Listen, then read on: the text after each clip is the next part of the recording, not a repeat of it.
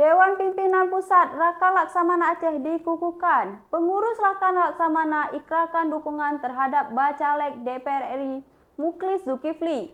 Berikut informasi selengkapnya.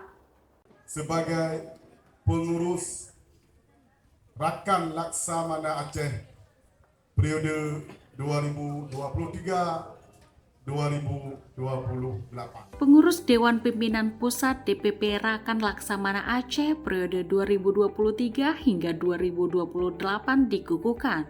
Pelantikan pengurus DPP dilakukan oleh Muklis Zulkifli. Pada kesempatan yang sama, Muklis juga mengukuhkan pengurus Rakan Sajan. Diketahui Muklis merupakan bakal calon legislatif Bacalek Dewan Perwakilan Rakyat DPR RI yang akan maju pada pemilu 2024 mendatang melalui Partai Amanat Nasional PAN di daerah pemilihan Aceh 1. Dalam sambutannya, Muklis mengapresiasi atas kinerja dan dukungan yang telah diberikan oleh tim pemenangannya. Muklis menyebutkan jika dirinya terpilih pada pesta demokrasi di tahun 2024 mendatang, ia akan mewujudkan segala visi dan misinya.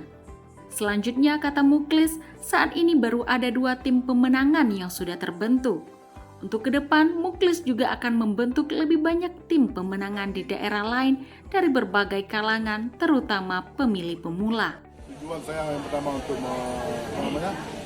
membuat komunitas ini, yang pertama saya selaku caleg DPR RI ingin menjadikan komunitas ini sebagai pendulang suara, bisa bekerja untuk saya, bisa mensosialisasi program-program saya. Kalau hari ini kan 2 komunitas, mungkin sudah terbentuk sekitar 5 komunitas.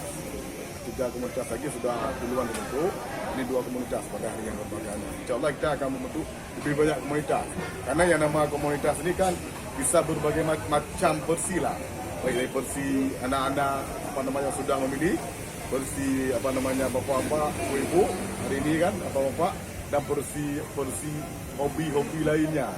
Komunitas-komunitas ini bisa juga berkumpul yang para hobi-hobi ingin bergabung dalam sebuah komunitas.